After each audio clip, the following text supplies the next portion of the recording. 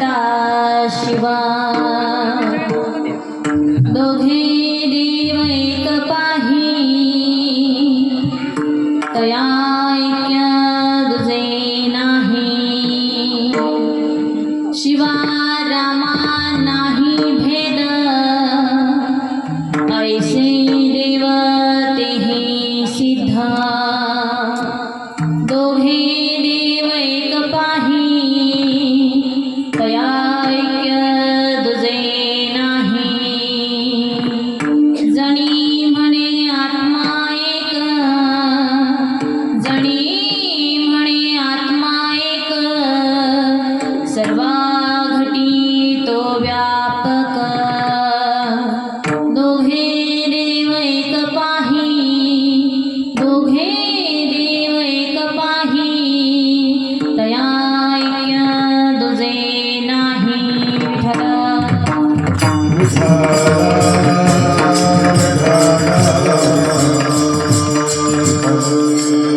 वक्रतुंड महाकाय सूर्यकोटी समप्रभा निर्विघ्नं कुरु मे देव सर्वकार्येषु सर्वदा गुरुर्ब्रह्मा गुरुर्विष्णु गुरुर्देवो महेश्वरा गुरुर्साक्षात् परब्रह्मा तस्मै श्री गुरुवे नमः सर्वमंगलमांगल्ये शिवे सर्वार्थसाधिके शरण्ये त्र्यंबके गौरी नारायणी नमोस्तुते महायोगपीठे भीमरतं वरं पुण्डरीकाय तातं मुनिम्रे समागतविश्वं नमानन्दकन्दं परब्रह्मणिं भजे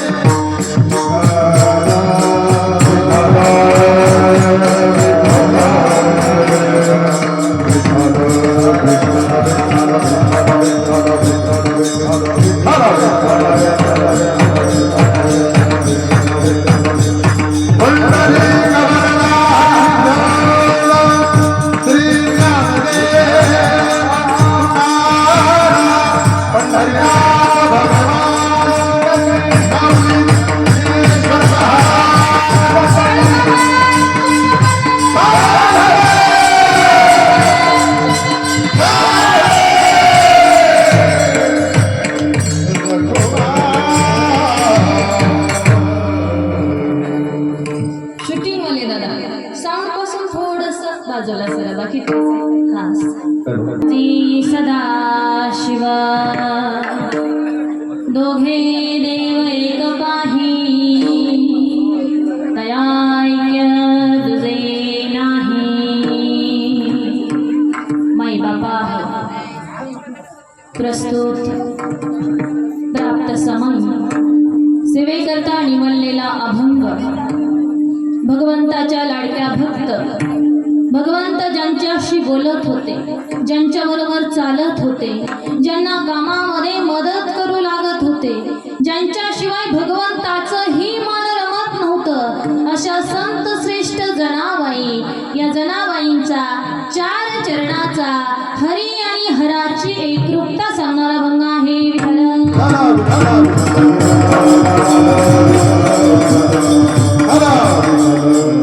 भजन करी महादेव रामपूजी सदाशिव दोघे देव एक पाही तया ऐक्य दुजे नाही माई बापा या अभंगामध्ये संत श्रेष्ठ जनाबाई तुम्हा आम्हाला हरी आणि हराची एकरूपता सांगतात खरं तर हा अभंग निवडण्याच्या पाठीमागचं जे मूळ कारण आहे ते हे आहे की आज तुम्ही आम्ही ज्याच्या दरबारामध्ये बसलेलो आहोत ज्याच्या जन्मोत्सवाच्या निमित्तानं तुम्ही हा भंडारा उत्सव साजरा करताय ज्याचा भंडारा आमच्या कपाळाला लागलेला आहे ज्याचा प्रसाद आज आमच्या पोटामध्ये जाणार आहे तो या सृष्टीचा रचयिता या सृष्टीचा पालन करता या सृष्टीचा सहार करता ब्रह्मांड नायक सुदर्शनधारी शेषशाही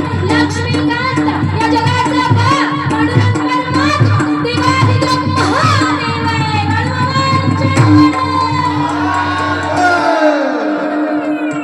आणि हा देवाधिदेव महादेव काय करतो हे संत जनाबाई तुम्हा आम्हाला या अभंगामध्ये सांगतात की त्या म्हणतात भजन करी महादेव रामपूजी सदाशिव तुमच्या आमच्या समोर विराजमान झालेला हा देवादिदेव महादेव अर्थात माझे मामा काय करतात तर ते आपल्या आराध्य दैवतेचं भजन करत असतात पुढे जनाबाई म्हणतात दोघे देव एक पाही तया ऐक्य तुझे नाही पंढरीचा पांडुरंग परमात्मा आणि तुमच्या आमच्या समोर विराजमान झालेला माझा भगवंत अर्थात मामा हे वेगळे नाही हे दोघे देव एकच आहेत माई बापा यांच्यामध्ये भेद अजिबात करायचा नाही कारण शिवामध्ये आणि रामामध्ये अजिबात भेद नाही जनाबाईंनी तुम्हा आम्हाला समजावून सांगितलं माई बापा या सृष्टीच्या उत्पत्तीचं मूळ कारण आत्मा आहे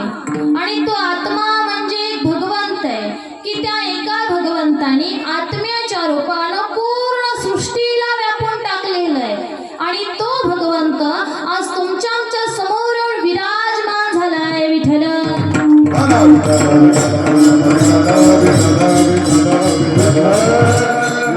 माई बाबा सेवेला सुरुवात करण्या अगोदर थोडासा परिहार द्यायचा तो असा की मामांचा येणारा जन्मोत्सव आणि त्या जन्मोत्सवाच्या निमित्तानं आपल्या गावामध्ये साजरा होत असणारा हा भंडारा उत्सव त्या निमित्तानं आमच्या वाट्याला आलेली आजच्या दिवसाची ही सेवा नवे तर उपस्थित ग्रामस्थ आयोजक नियोजक मंडळी भक्त मंडळी भजनी मंडळी या सगळ्यांच्या वतीनं आज आम्हाला सेवा करण्याची संधी दिली सगळ्यांना मनापासून धन्यवाद शिवाय आपल्या सगळ्यांच्या वतीनं आम्हाला ज्यांनी फोन केला आम्ही इथं येईपर्यंत ज्यांनी काळजी घेतली ते आपल्याच गावचे पांढरे दादा त्यांना त्यांच्या परिवाराला या ठिकाणी मनापासून धन्यवाद तसेच इथं उपस्थित असणारे सर्व ज्येष्ठ श्रेष्ठ आदरणीय गायक वादक टाळकरी वारकरी माळकरी विनेकरी महाराज चौकदार बाबा सगळ्यांना मनापासून धन्यवाद सुंदर अशी माईक सिस्टीम आणि मंडप ज्या दादांचा आहे त्यांनाही मनापासून धन्यवाद माई बापा ज्यांच्यामुळे मी या ठिकाणी उभी आहे ते माझे पती परमेश्वर त्यांनाही मनापासून धन्यवाद माझ्या स्वर्गवासी वडिलांच्या पवित्र स्मृतीला अभिवादन करुणाच्या सेवेला सुरुवात करते विठ्ठल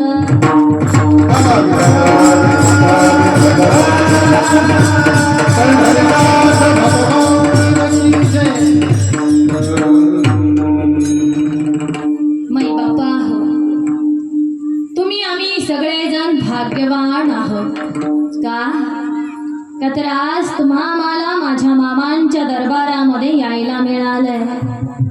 आज तुम्हा मला मामांच्या दरबारामध्ये बसायला मिळालंय. आज तुमच्या आमच्या कपाळाला माझ्या मामांचा अनमोल असा भंडारा लागलाय. आज तुमच्या आमच्या पोटामध्ये माझ्या मामांचा अनमोल असा प्रसाद जाणार आहे. लक्षात घ्या, या सगळ्या गोष्टी घडण्यासाठी भाग्यवान असावं लागतं आणि ते भाग्य आज तुम्हा मला मिळाले. म्हणून तुम्ही आम्ही किती मोठी भाग्यवान आहोत. हा दिवस कुणाच्याही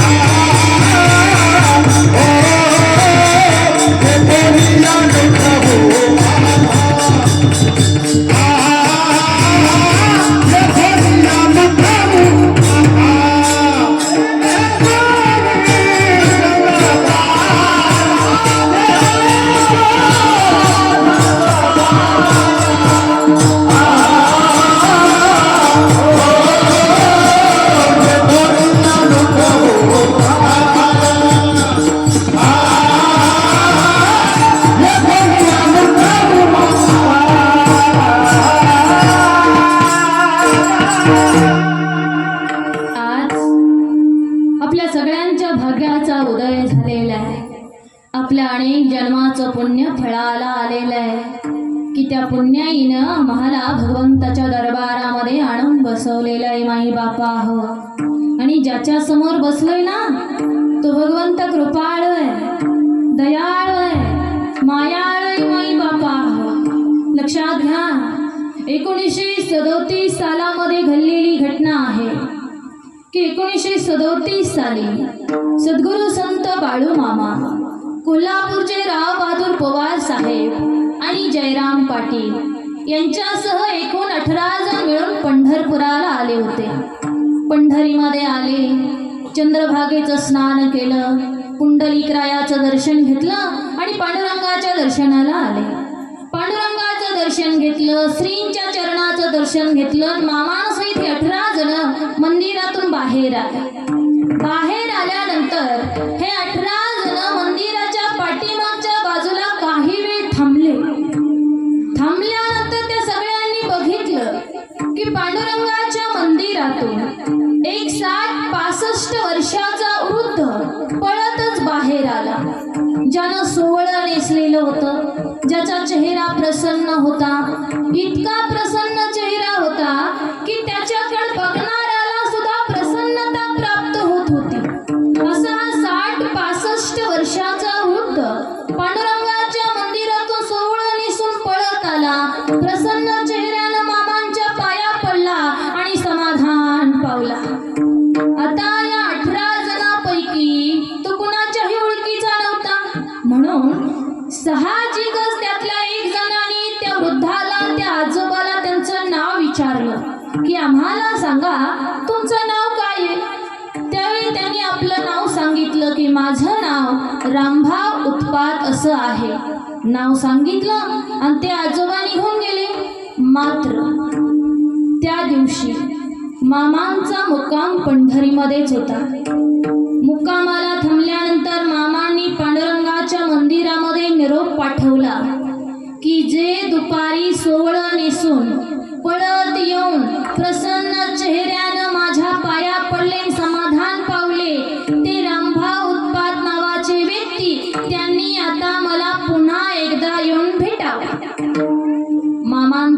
निरोप पांडुरंगाच्या मंदिरामध्ये पोहोचला. निरोप पोहोचला की रामभाऊ उत्पात नावाचे व्यक्ती मामांना भेटायला आले. मात्र आश्चर्याची गोष्ट अशी होती माई बापा हो, की जे दुपारी सोहळं नेसून पळत येऊन प्रसन्न चेहऱ्यानं मामाच्या पाया पडले आणि समाधान पावले, ते रामभाऊ उत्पात नावाचे व्यक्ती आता येताना असे येत होते की मामाला जणू काही कधी बघितलंच नाही. मामांच्या समोर येऊन उभे राहिले. मामाने आल्या पुन्हा एकदा त्यांना त्यांचं नाव विचारलं की आम्हाला सांगा तुमचं नाव काय आहे. त्यावेळी त्यांनी सांगितलं माझं नाव रामभाऊ उत्पात असं. मग मामा मेन मुद्द्याला हात घालतात. मामा त्यांना म्हणतात की तुमचा आणि माझा काही परिचय नाही. मी तुम्हाला बघितलेलं नाही, तुम्ही मला बघितलेलं नाही. मी तुम्हाला ओळखत नाही, तुम्ही मला ओळखत नाही. मग असं असताना दुपारी तुम्ही पांडुरंगाच्या मंदिरातून सोहळं नेसून पळत आला, प्रसन्न चेहऱ्यानं माझ्या पाया पडला आणि समाधान पावला, ते का म्हणून? आता मामांनी योग्य ते विचारलं होतं की नाही? तुमची माझी तर ओळख नाही, तुमचा माझा तर परिचय नाही. मी तुम्हाला बघितलेलं नाही, तुम्ही मला बघितलेलं नाही.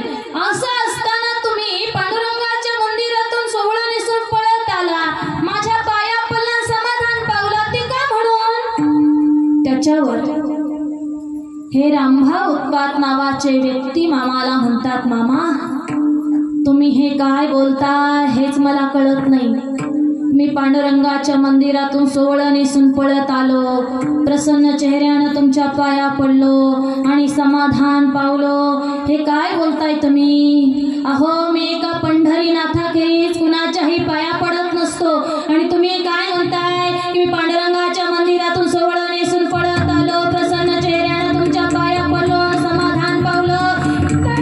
नाही नाही नाही नाही नाही, ही तर आपल्या दोघांची पहिलीच भेट आहे. मी तर तुम्हाला पहिल्यांदाच बघतोय. मी पांडुरंगाच्या मंदिरातून पळत आलोही नाही, तुमच्या पायाही पडलो नाही.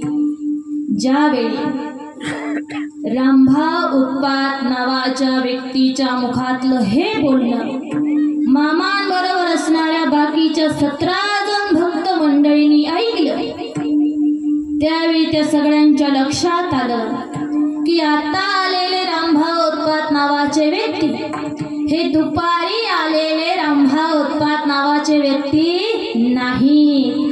मग कोण आहेत?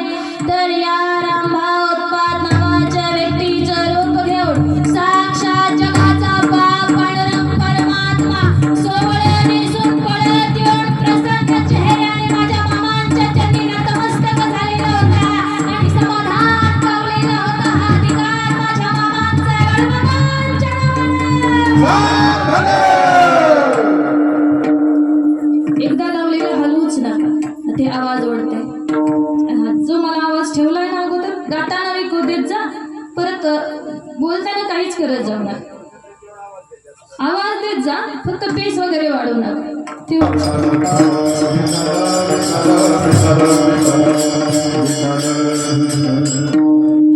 माई बापा हो, असा हा अधिकारी भगवंत की ज्याच्या चरणावर जगाचा बाप पांडुरंग परमात्मा नतमस्तक झाला आणि समाधान पावला, तो भगवंत आज आपल्या समोर विराजमान झालेला आहे. ऐका ना, दुसऱ्या दिवशी मामासहित हे 18 जण गोपाळपुराला गेले. आता गोपाळपुरामध्ये जनाबाईचं मंदिर आहे, जनाबाईचं जातं आहे, गोधडी आहे, गोपाळाची मूर्ती आहे, अनेक ऐतिहासिक वस्तू आहेत. मग मामासहित हे 18 जण मंदिरातून सगळं काही बघत बघत बघत चालले होते. जात असताना त्या सगळ्यांनी बघितलं की जनाबाईच्या मंदिरातून एक 70 वर्षाची म्हातारी बाहेर आली, जिच्या अंगावरती फाटकी साडी होती. ती म्हातारी आली अशी मामांच्या चरणी नतमस्तक झाली, पाया पडली, समाधान पावली.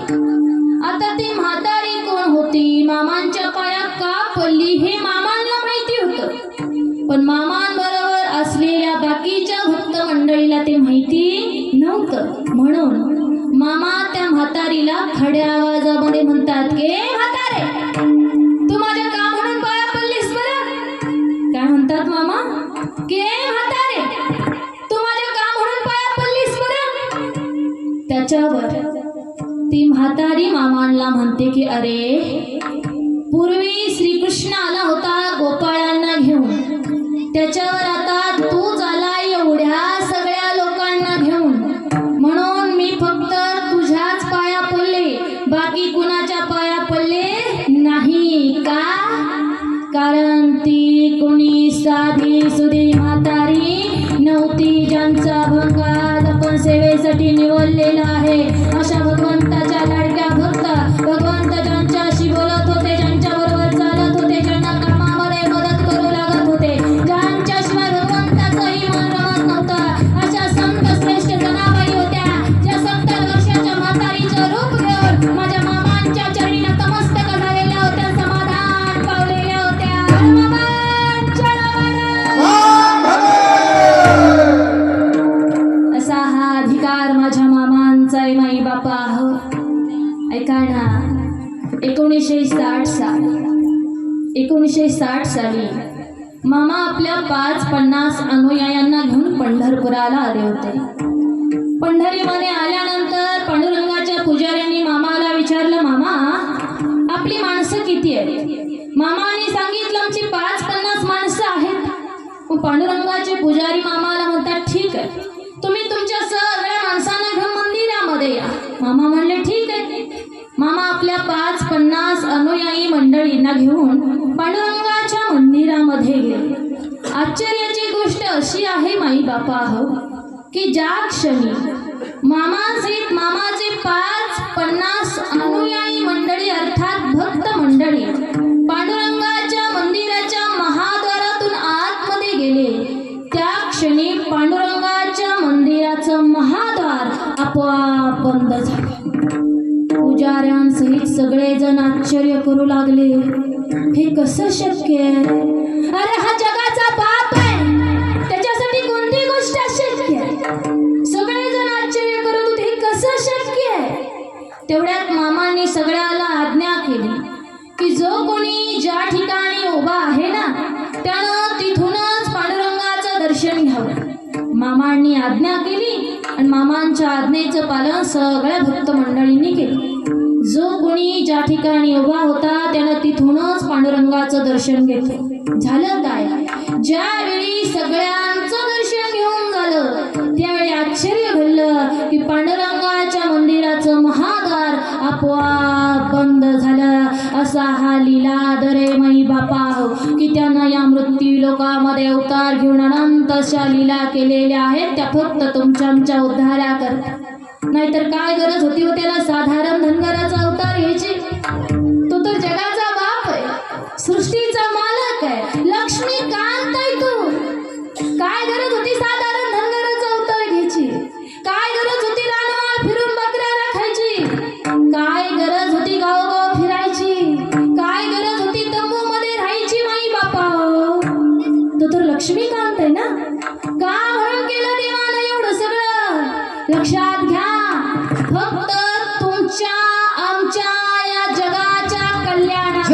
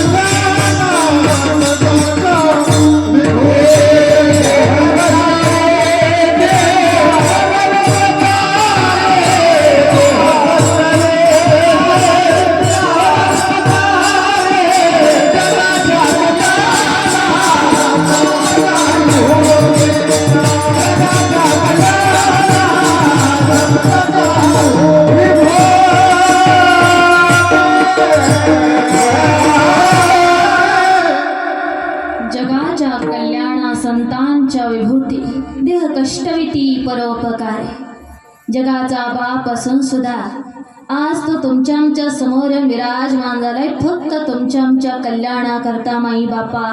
आणि लक्षात घ्या की माझ्या मामांनी आणि मुळे महाराजांनी अवतार घेतल्यापासून अवतार संपेपर्यंत स्वतःचा देह फक्त जगाच्या सुखाकरता घालवलाय माई बापा हो. लक्षात घ्या किती कृपाळ आहे माझा भगवंत. आम्हा सगळ्याला माहिती आहे मामा पावसाळ्याच्या आरंभी आपल्या बकऱ्या घेऊन कर्नाटकाच्या भागामध्ये जायचे. त्याही वेळी गेले, चारणी झाली, पुन्हा माघारी आले. बकऱ्या आदमापुरामध्ये तळावर सोडल्या आणि मामा पंढरीच्या वारीला आले. वारीला आल्यानंतर दुसऱ्या दिवशी पहाटे 4 वाजता मामांचा पांडुरंगाला अभिषेक चालू होता. पहाटेची वेळ आहे, शांत असं वातावरण आहे. मामाचा पांडुरंगाला अभिषेक चालू आहे आणि हा अभिषेक चालू असताना मामा पांडुरंगाला खड्या आवाजामध्ये बोलतात. काय म्हणतात मामा पांडुरंगाला? तर मामा पांडुरंगाला म्हणतात की काळ्या विठ्या, एवढ्या दुरून मी मुद्दाम तुझ्या दर्शनाकरता इथपर्यंत आलो आणि तू माझ्या घरावर दरोडा पडू देतोस नाही. काय म्हणतात मामा पांडुरंगाला की काळ्या विठ्या, एवढ्या दुरून मी मुद्दाम तुझ्या दर्शनाकरता इथपर्यंत आलो आणि तू माझ्या घरावर दरोडा पडू देतोस होय. बरं मामा पांडुरंगाला असे का बोलले? मामाच्या वाक्याचा अर्थ काय हे त्यावेळी मामांबरोबर असणाऱ्या भक्त मंडळीला कळालं नाही. पण ज्यावेळी मामा पंढरपुरातली सगळी कामं उरकून आदमापुराला माघारी गेले, तळावर जाऊन पोहोचले, चहा पाणी झालं की तळावरची भक्त मंडळी मामाला सांगू लागली की मामा, ज्या दिवशी ज्या पहाटे ज्या रात्री तुमचा पांडुरंगाला अभिषेक चालू होता ती मध्यरात्र उलटून गेल्यानंतर तळावर दरोडा पडला होता. त्या दरोडेखोरांनी अनेक चांगल्या चांगल्या बकऱ्या आणि मौल्यवान वस्तू चोरून नेण्याची पूर्णपणे तयारी केली होती. पण मामा काय झालं माहिती नाही, देव जाणे की दरोडेखोरांनी सगळं जिथल्या तिथं ठेवलं आणि दरोडेखोर आहे असे पळून गेले. ज्यावेळी तळावरच्या भक्त मंडळींनी मामाला हे सगळं सांगितलं त्यावेळी मामांबरोबर पंढरपुरामध्ये अभिषेक चालू असताना असणारी जी भक्त मंडळी ना माई बापा हो, त्या सगळ्यांच्या लक्षात आलं की मामा पांडुरंगाला अभिषेक घालत असताना पांडुरंगाशी असे का बोलले की काळ्या विठ्या, एवढ्या धरून मी मुद्दाम तुझ्या दर्शनाकरता इथपर्यंत आलो आणि तू माझ्या घरावर दरोडा पडू देतोस होय. त्यावेळी त्या सगळ्यांना कळून चुकलं की मामा पांडुरंगाला असे का बोलले.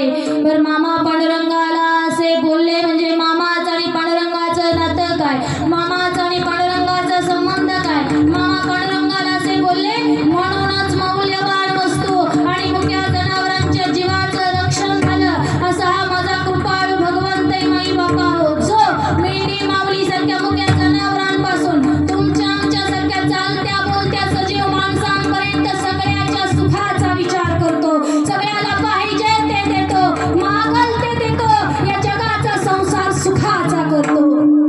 लक्षात घ्या त्याच्या दरबारामध्ये आलेल्या प्रत्येकाला मागल ते देतो, पाहिजे ते देतो, त्याचा संसार सुखाचा करतो, या जगाचा संसार सुखाचा करतो. तुम्हा मला सुख देणारा, तुम्हा मला मागल ते देणारा, तुमचं आमचं जीवन उजळून टाकणारा, आमचा संसार सोन्याचा करणारा माझा भगवंत मात्र स्वतः स्मशानामध्ये राहतो. आम्हाला पाहिजे ते देतो, मागल ते देतो, फक्त मागून बघा, पाहिजे ते देतो, मागल ते देतो, आमचं जीवन सुखी करतो. ऐसा भक्त जाळकीत, ऐसा भक्त जाळकीत, ऐसा भक्त जाळकीत, ऐसा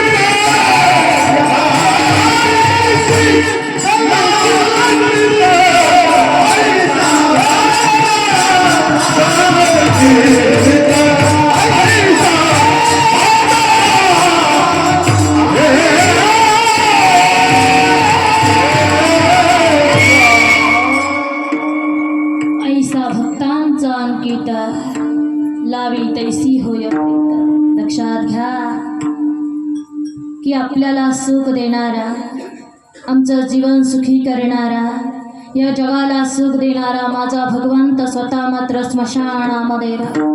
मग आमच्या मनामध्ये एक प्रश्न निर्माण होतो की नाही हो, की आमचा भगवंत स्मशानामध्ये राहून नेमकं करतो तरी काय? अभंगाचं पहिलं चरण. भजन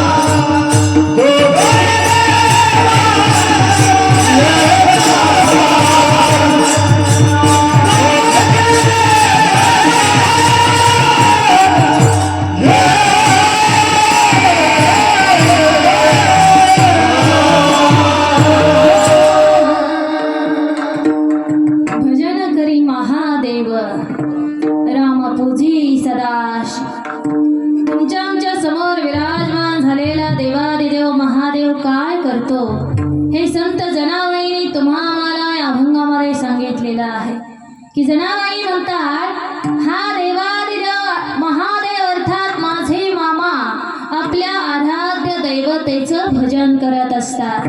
मग मामा आपल्या आराध्य दैवतेचं भजन करतात, तुम्ही आम्ही सुद्धा केलं पाहिजे की नाही?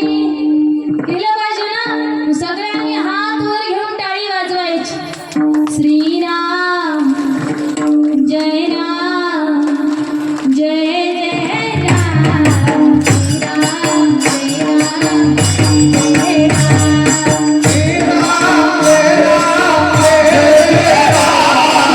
Yeah.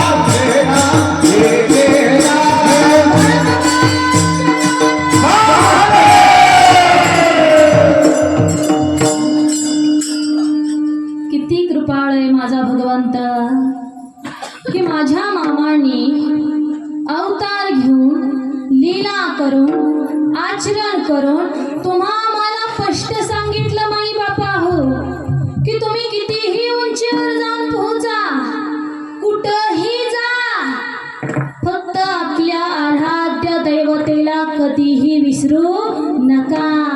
हे देवानं अवतार घेऊन आचरण करून आम्हाला सांगितलंय माई बापा हो. त्यानं जे सांगितलंय त्याच्या आज्ञेचं पालन केलं तर उद्धार कुणाचा होणार आहे? आपला. मग आज्ञेचं पालन करायचं की नाही कुणाच्या हातात आहे? आपल्या. केलं पाहिजे की नाही? केलं पाहिजे, कारण माझा भगवंत कृपाळ आहे. तरी मामांनी अनेक वेळा आपलं स्वरूप आपल्या भक्ताला दाखवण्याचा प्रयत्न केलेला आहे. मामांचे एक महान भक्त होऊन गेले ज्यांचं नाव आहे आप्पा देशपांडे. पण त्यांचं गाणं चांगलं होतं, गायन चांगलं होतं म्हणून त्यांना नूतन गंधर्व म्हणायचे. मग एकदा मामांचा तळ या नूतन गंधर्वाच्या बहिणीच्या शेतात कापशी या गावामध्ये होता. त्यांच्या बहिणीचं नाव बेबीताई असं होतं. मामांनी नूतन गंधर्वाच्या बहिणीच्या शेतामध्ये तळ ठोकला आणि जोराचा पाऊस झाला. काळं रान होतं त्यामुळे गुडघाभर चिखल झाला. गुडघाभर चिखल झाला म्हणून मामासहित तळावरची सगळी भक्त मंडळी चिखलातून बाहेर पडू लागली.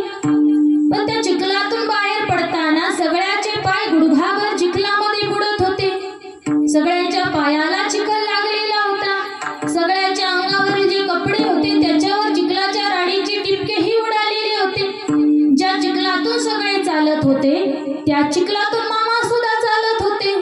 मात्र मामांच्या चालण्यावर नूतन गंधर्वाचं लक्ष होतं.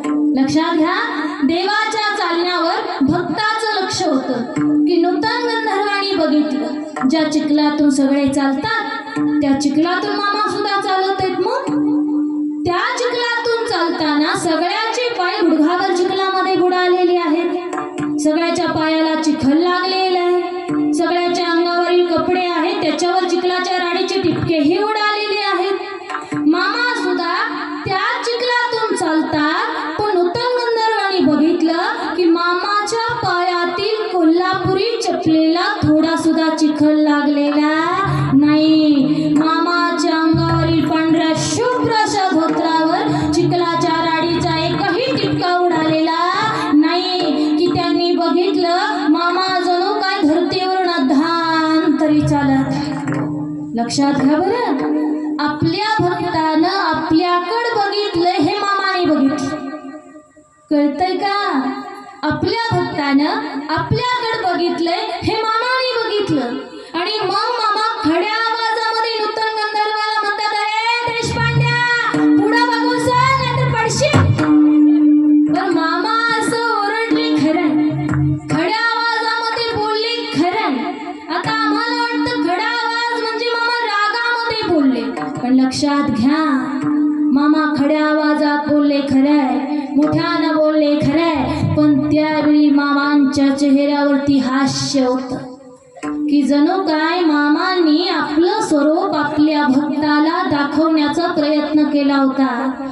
आणि मामांचं ते स्वरूप बघून नूतन गंधर्वाच्या लक्षात आलं की अरे आपण ज्याच्या संगतीत आहोत, ज्याच्या पंगतीत बसतो, जो आपल्या पाठीवरून मायेनं हात फिरवतो, जो आपल्या बहिणीच्या शेतामध्ये येऊन विसाव्याला थांबलेला आहे, तो कोणी साधा सुधा बकरी राखणारा धनगर नाही, तर या त्रिलोक्यातला महान योगी योगेश्वर देवाधिदेव महादेव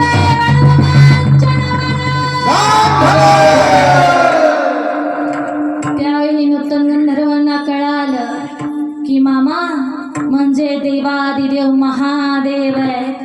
लक्षात घ्या माई बापा हो, आम्हा सगळ्याला माहिती आहे मामा दर द्वादशीला स्नान करायचे आणि स्नान केलं की तंबूमध्ये असलेल्या सगळ्या देवांची पूजा करायची.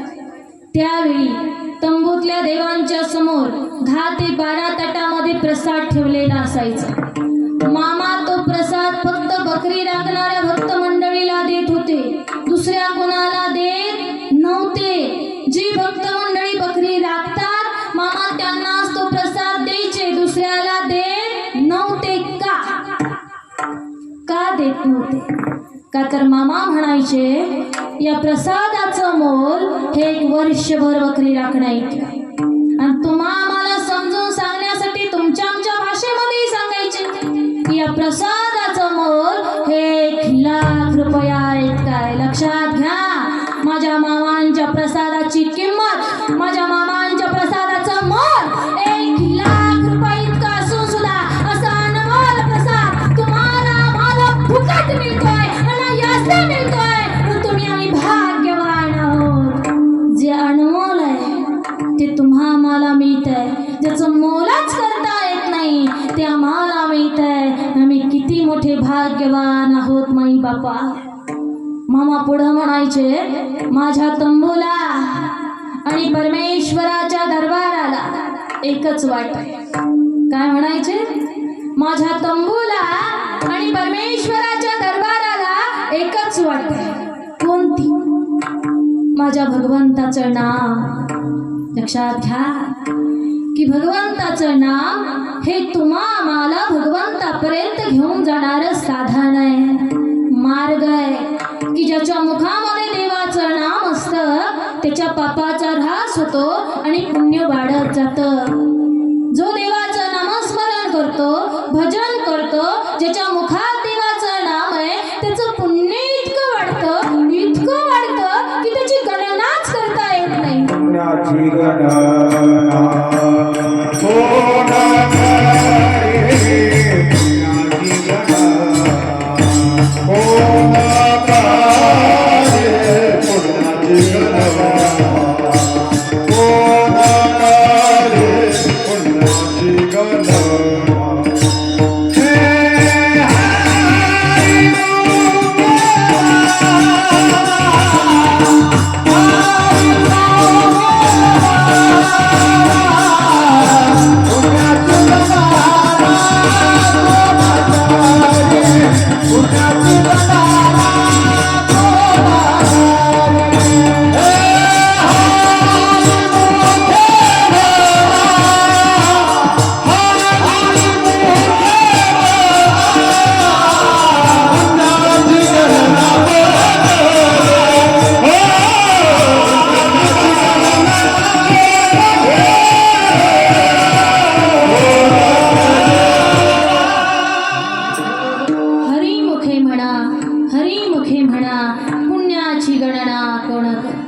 ज्याच्या मुखामध्ये देवाचं नाम आहे त्याचं पुण्य वाढत जातं. इतकं वाढतं की त्याची गणनाच करता येत नाही. आणि एकदा जर का पुण्य वाढलं तर माझा भगवंत, माझे मामा त्या जीवाचा उद्धार केल्याशिवाय राहत नाही. मग या भगवंताचं नामस्मरण तुमचा आमचा उद्धार करणार आहे. याच्याकरता त्याचं नामस्मरण तुम्ही आम्ही केलं पाहिजे की नाही? केलं पाहिजे. तुम्ही म्हणाल ताई खरं आहे, ठीक आहे, आम्हाला माहिती आहे देवाचं नामस्मरण केल्यामुळे उद्धार होतो, देवाचं नामस्मरण केल्यामुळे आमचं जीवन सुखी होतं, आम्हाला माहिती आहे.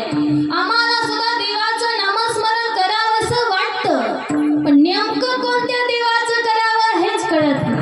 बरोबर आहे की नाही? नामस्मरण करावंसं वाटतं, पण नेमकं कोणत्या देवाचं करावं?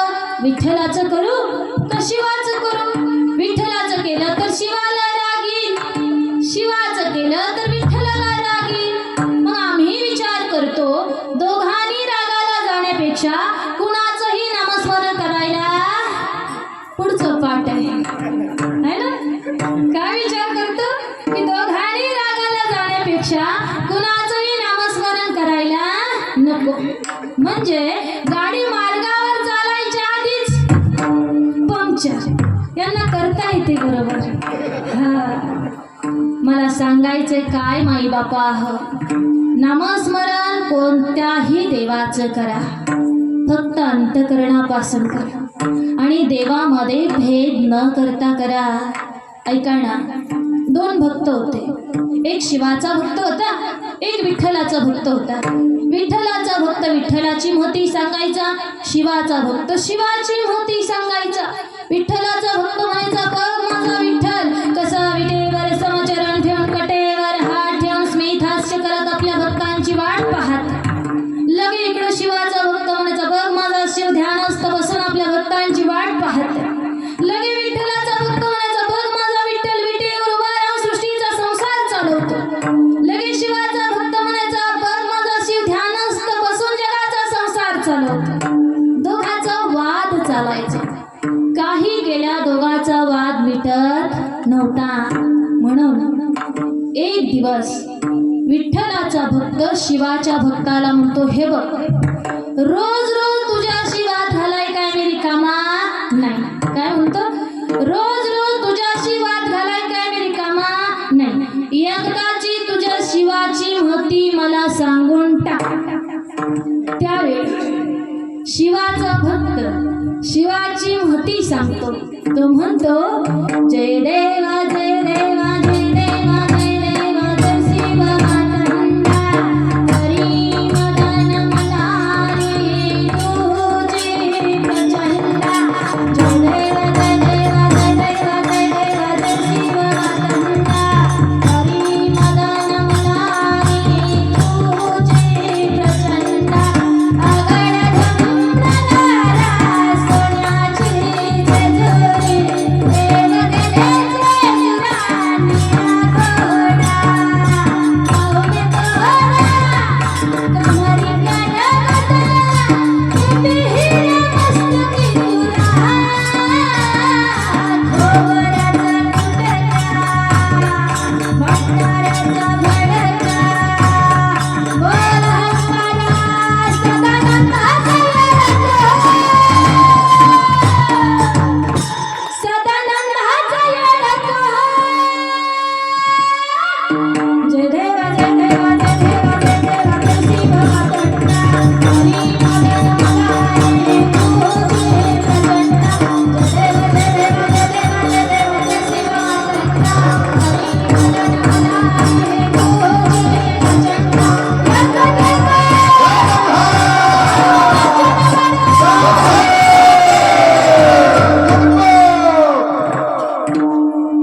शिवाच्या भक्तानं शिवाची महती सांगितली. पण आता विठ्ठलाचा भक्त तरी काय गप बसणार आहे का? नाही, तो सुद्धा विठ्ठलाची महती सांगतो. तो म्हणतो, अधरम मधुरम वदनम मधुरम नयनम मधुरम हसितम मधुरम हृदयम मधुरम गमनम मधुरम मधुराधिपते अखिलम मधुरम अखिलम मधुरम अखिलम मधुरम. मला सांगा, अशी वडाचढीनं महती सांगितल्यावर वाद मिटल का वाढल? हा, वडाचढीनं केल्यावर काय होतं हे सगळ्याला माहिती आहे, बरोबर आहे की नाही? वडाचढीनं केल्यावर मिटत नसतो, वाढत असतो. म्हणून त्या दोघांचा वाद मिटलाच नाही, वाढला.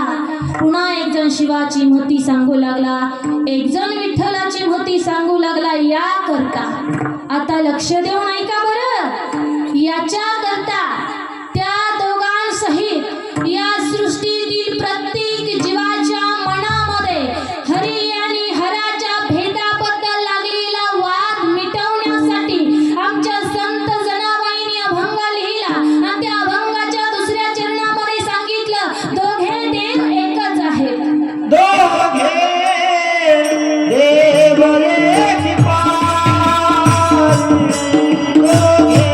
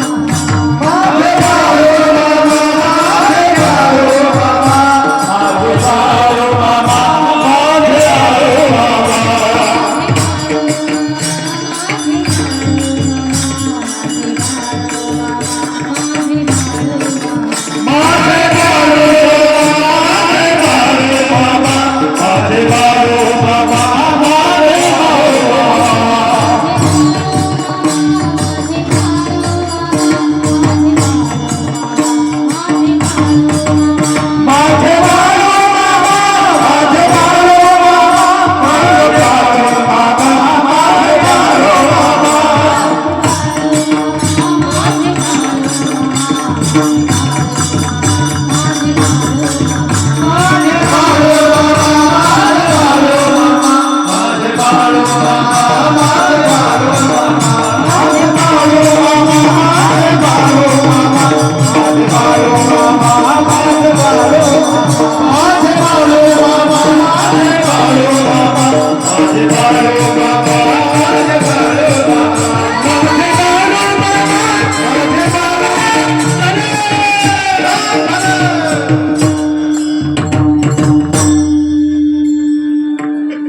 आनंद आहे का दुसरीकडे कुठं? हा सुख सोहळा स्वर्गी नाही, दुसरीकडे जमतच नाही. असा आनंद दुसरीकडे नाही माई बापा.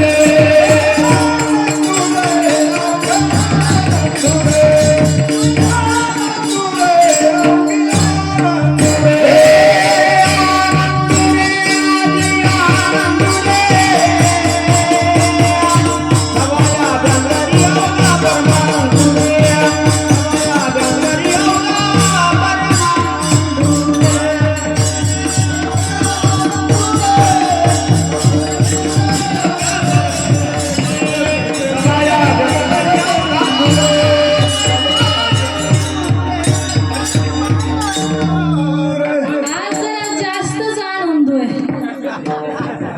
आम्हाला सुद्धा आनंद झाले. हे कुठून आणले हिरे?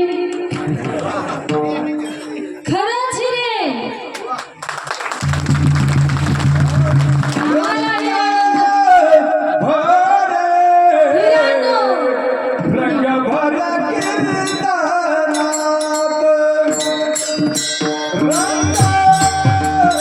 हॅलो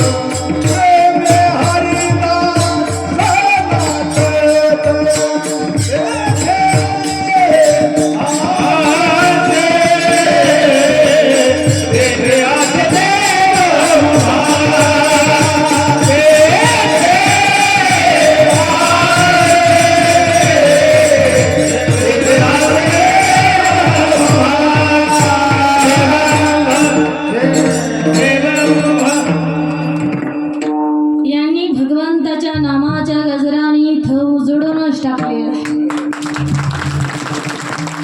उजळून टाकलं. हिऱ्यांचा प्रकाश पडतो की नाही, पण महाराजांना थोडासा वेळ पाहिजे. हे सगळ्याला धन्यवाद. यांच्यासाठी जोरात टाळ्या. अशी साथ करणारी मंडळी असेल ना तर कितीही वेळ कीर्तन चालू द्या, काही हरकत नाही. ऐका ना माई बापा, ज्या भगवंतामुळं आज आम्ही आनंदी आहोत, हा आनंद उत्सव, हा भंडारा उत्सव साजरा करतोय, तो माझा भगवंत कृपाळ आहे, दयाळू आहे. अनेक वेळा माझ्या मामांनी आपलं स्वरूप तुम्हा आम्हाला दाखवण्याचा प्रयत्न केलेला आहे. जास्त वेळ नाही घेणार, फक्त एक 10 मिनिट घे, चालेल का? हा, फक्त अंतकरणापासून ऐका. जर एवढं ऐकलं ना, अख्खं कीर्तन तुम्हाला कळणार आहे माई बापा. की मामा ज्यावेळी सत्यवा मातेवर बकऱ्या राखत करत होते त्यावेळी मामाने काळ्या रंगाचा बैल पाळलेला होता. तो बैल मामांच्या आज्ञेचं पालन करत होता. आता मला सांगा, बैल म्हणजे कोण आहे? नंदी. आणि नंदी म्हणजे महादेवाचं वाहन आहे. म्हणजे मामांनी आचरण करून, लीला करून तुम्हाला मला स्पष्ट सांगितले की तुमच्या आमच्या समोर जो विराजमान झालेला आहे हा देवादिदेव महादेव. फक्त तुम्ही आम्ही उघड्या डोळ्यानं बघितलं पाहिजे, त्या भगवंताला हृदयात बसवलं पाहिजे आणि आपला उद्धार करून घेतला पाहिजे. कारण तो कृपाळू आहे, आपल्या भक्ताचा उद्धार करत असतो. बरं, एकदा नाही ना, अनेक वेळा आपलं स्वरूप मामाने आपल्या भक्ताला दाखवण्याचा प्रयत्न केला. मामांच्या बकऱ्या कापशी या गावामध्ये होत्या. त्यावेळी जयराम पाटील नावाचे एक वारकरी मामांना भेटण्यासाठी आले. आल्यानंतर मामांच्या दोघांच्या गप्पा चालू झाल्या. बोलत असताना, गप्पा मारत असताना हे जयराम पाटील नावाचे वारकरी मामांना आळंदी, देहू आणि पंढरीच्या वारीचं वर्णन करून सांगत होते. हे जयराम पाटील नावाचे वारकरी मामांना आळंदी, देहू आणि पंढरीच्या वारीचं वर्णन करून सांगत असताना म्हणत होते, आळंदी हे गाव पुण्यभूमी ठाव, दैवताचे नाव सिद्धेश. पंढरीच्या वारीचं वर्णन करून सांगत असताना म्हणत होते की मामा, वारकरी संसाराची चिंता सोडून अनवाणी पायानं वारीमध्ये चालत असतो. म्हणून त्या वारकऱ्याच्या पायामध्ये एखादा काटा टोचू नये, त्याला खडा बसू नये. म्हणून जगाचा बाप पांडुरंग परमात्मा स्वतःच्या शैल्यानं त्याच्या पुढचा रस्ता झाडत असतो. मामाने त्या वारकऱ्याचं सगळं ऐकून घेतलं आणि मग मामा त्यांना म्हणतात, गप्प बसले का? बघा बरं मामा काय म्हणतात. मामाला मला काय सांगायचं लक्षात घ्या की मामा म्हणतात, गप्प बसले का? तुला देहू, आळंदी, पंढरीची वारी एवढं सगळं माहिती आहे. काय म्हणतात मामा? की तुला देहू, आळंदी, पंढरीची वारी एवढं सगळं माहिती आहे. पण तिकडं काशीमध्ये पहाटे 3 वाजल्यापासून माझे भक्त मला गंगेच्या पाण्यानं स्नान घालतात, हे तुला माहिती आहे का? बघा बरं मामाने काय सांगितलं आपल्याला. माई बापा काय समजावून सांगतोय देव की मामा म्हणतात, तुला देहू, आळंदी, पंढरीची वारी सगळं माहिती आहे. पण तिकडं काशीमध्ये पहाटे 3 वाजल्यापासून माझे भक्त मला गंगेच्या पाण्यानं स्नान घालतात, हे तुला माहिती आहे का? म्हणजे आता तुमच्या आमच्या समोर विराजमान झालेला हा जो भगवंत आहे ना, तो काशीचा विश्वनाथ, काशी विश्वेश्वर, देवादिदेव महादेव आहे. बाळूमामांच्या नावानं. माई बापा, मामांच्या बकऱ्या निंगापुरामध्ये होत्या आणि मामा जर का निंगापुरामध्ये गेले ना, तर रामचंद्र सालमंडप नावाचे एक भक्त होते, ते सेवेला नेहमी यायचे. त्याही वेळी आले, पण त्यावेळी मामांचा तंबू वगैरे काही नव्हता. मामा काय करायचे, पांढरी घोंगडी अंथरून टाकायची आणि तिच्यावर झोपायचे. मग हे रामचंद्र सालमंडप मुक्कामाला थांबले. रात्री झोपले, मध्यरात्र झाली आणि मध्यरात्री मामांच्या बकऱ्या जोरात ओरडल्या आणि एकदम बुजल्या. त्यामुळं हे रामचंद्र सालमंडप जागे झाले आणि अंथरुणावरती उठून बसले. आता ते अंथरुणावर उठून बसले खरे, पण त्यांच्या डोळ्यामध्ये झोप इतकी होती की अर्धे डोळे मिटलेले ना अर्धे डोळे उघडे. एवढी झोपच होती डोळ्यात की अर्धे डोळे मिटलेले ना अर्धे डोळे उघडे. मात्र त्यांनी आपल्या अर्ध्या उघड्या डोळ्यांनी समोरचं जे दृश्य बघितलं ना, ते दृश्य बघून मात्र ते खडबडून जागे की त्यांनी आपल्या अर्ध्या उघड्या डोळ्यांनी बघितलं की समोर हातामध्ये त्रिशूळ असलेला अग्नीच्या गोळ्यासारखा देदीप्यमान असा कोणीतरी उंच आकाशामध्ये जाते. मला सांगा माई बापा, हातामध्ये त्रिशूळ, डोळ्यामध्ये अग्नीच्या ज्वाळा, अंगाला भस्माची उटी, गळ्यामध्ये रुंडाच्या माळा, असं कोण आहे? भस्मारुटी रंगमाळा, भस्मारुटी रंगमाळा.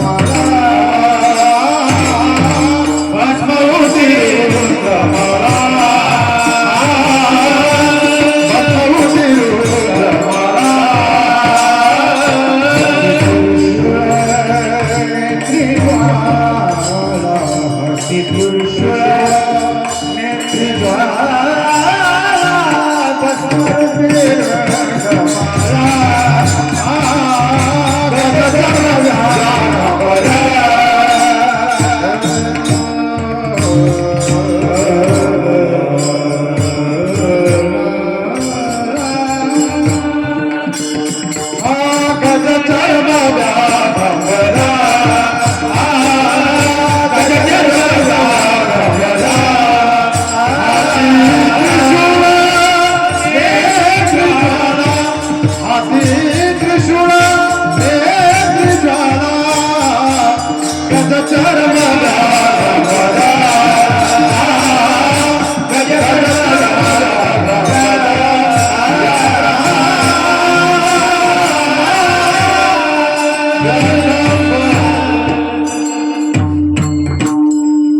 भस्मावती रंगमाळा भस्मौटी रुंडमाळा हाती त्रिशूळ नेत्री जळ गजचर्म व्याघ्रांबर कंठी शोभे वासुकी हर भूते विटाळे नाचती हर्षयुक्त मापती सर्व सुखाचे आगर म्हणे नरहरी सोनार सगळ्या सुखाचा आगर असणारा भगवंत आज आमच्या समोर येऊन विराजमान झालाय म्हणून आम्ही भाग्यवान आहोत माई बापा.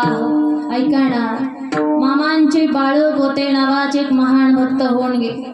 ते मामांचे नातेवाईकही होते पण थोडेसे विज्ञानवादी होते.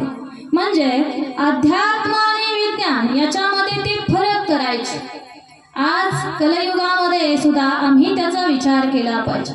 आम्हाला सुद्धा अध्यात्म आणि विज्ञान याच्यातला फरक कळाला पाहिजे. लक्षात घ्या माई बापा हो की विज्ञानामुळे तंत्रज्ञान येतं तर अध्यात्मामुळे आत्मज्ञान येतं. विज्ञानामुळे प्रसिद्धी होते तर अध्यात्मामुळे सिद्धी प्राप्त होत असते. विज्ञानामुळे धन मिळतं तर अध्यात्मामुळे समाधान मिळत असतं. विज्ञानामुळे परिस्थिती बदलते तर अध्यात्मामुळे मनस्थिती बदलत असते. विज्ञानामुळे अनेक प्रश्न निर्माण होत असतात पण अध्यात्मामुळे सगळे प्रश्न सुटत असतात. विज्ञान आमचा विश्वास आहे तर अध्यात्म आमचा श्वास आहे. विज्ञानामध्ये शक्ती आहे तर अध्यात्मामध्ये भक्ती आहे. विज्ञानामध्ये व्यासंग आहे तर अध्यात्मामध्ये सत्संग आहे. वळमामांच्या नावानं. हा अध्यात्म आणि विज्ञान याच्यातला फरक आमच्या लक्षात आला पाहिजे. मग मामांचे जे बाळू होते नावाचे भक्त होते नातेवाईक होते ते विज्ञानवादी होते. म्हणून त्यांना समजावून सांगण्याकरता मामा कधी कधी म्हणायचे, बाळक्या या जगाला सांभाळणारा जो एक जण आहे ना त्याला ईश्वर म्हणतात. काय म्हणायचे? या जगाला सांभाळणारा जो एक जण आहे ना त्याला ईश्वर म्हणतात. पण हे त्यांना नाही समजलं, नाही कळालं तर मामा पुढं समजावून सांगायचे की बाळक्या जन्माला आल्यापासून मी फक्त 2दाच लुगडे नेसलेलं. बघा बरं देव काय सांगतोय माई बापा हो की बाळक्या जन्माला आल्यापासून मी फक्त 2दाच लुगडे नेसलेलं. पहिल्यांदा समुद्र मंथनाच्या वेळी आणि दुसऱ्यांदा भस्मासुराच्या वधाच्या वेळी. आता लक्षात घ्या बरं माई बापा हो की ज्यावेळी समुद्र मंथनातून अमृत बाहेर निघालं ते अमृत देवांना पाजण्यासाठी भगवान विष्णूंनी मोहिनी रूप घेतलं होतं की नाही? हे तर आम्हाला माहिती आहे की नाही की देवांना अमृत पाजण्यासाठी भगवान विष्णूंनी मोहिनी रूप घेतलं आणि त्यांना अमृत पाजलं. बरोबर आहे की नाही? आणि दुसऱ्यांदा म्हणजे भस्मासुराच्या वधाच्या वेळी. आता भस्मासूर म्हणजे देवादिदेव महादेवाचा भक्त.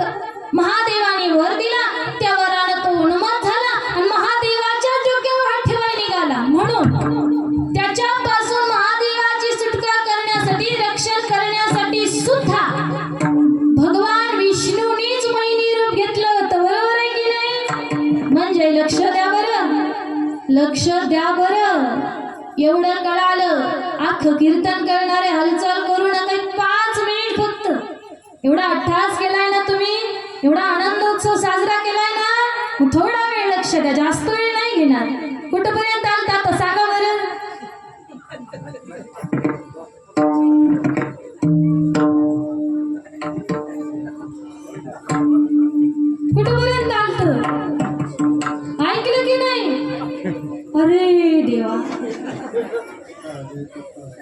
लक्षात घ्या की दोन्हीही वेळी भगवान विष्णूनीच मोहिनी रूप घेतलं होतं. समुद्र मंथनातून अमृत निघलं ते देवांना पाजण्यासाठी सुद्धा भगवान विष्णूनी मोहिनी रूप घेतलं आणि भस्मासुरापासून महादेवाचं रक्षण करण्यासाठी सुद्धा भगवान विष्णूनीच मोहिनी रूप घेतलं. म्हणजे दोन्हीही वेळा भगवान विष्णूनीच मोहिनी रूप घेतलं. पण माझे मामा काय म्हणतात? बाळक्या बाळक्या जन्माला आल्यापासून मी फक्त दोनदाच लुगडे नेसलेलं. पहिल्यांदा समुद्र मंथनाच्या वेळी आणि दुसऱ्यांदा भस्मासुराच्या वधाच्या वेळी. म्हणजे मामाने आम्हाला स्पष्ट सांगितलंय की तुमच्या आमच्या समोर जो विराजमान झालेला आहे तो देवादिदेव महादेव आहे. आणि त्या देवादिदेव महादेवामध्ये आणि पंढरीच्या पांडुरंग परमात्म्यामध्ये अजिबात भेद नाही. शिवामध्ये आणि रामामध्ये अजिबात भेद नाही. अभंगाचं तिसरं चरण. हे शिवा राम नाही भेद, शिवा राम नाही भेद, शिवा राम नाही भेद, शिवा राम नाही भेद. हे शिवा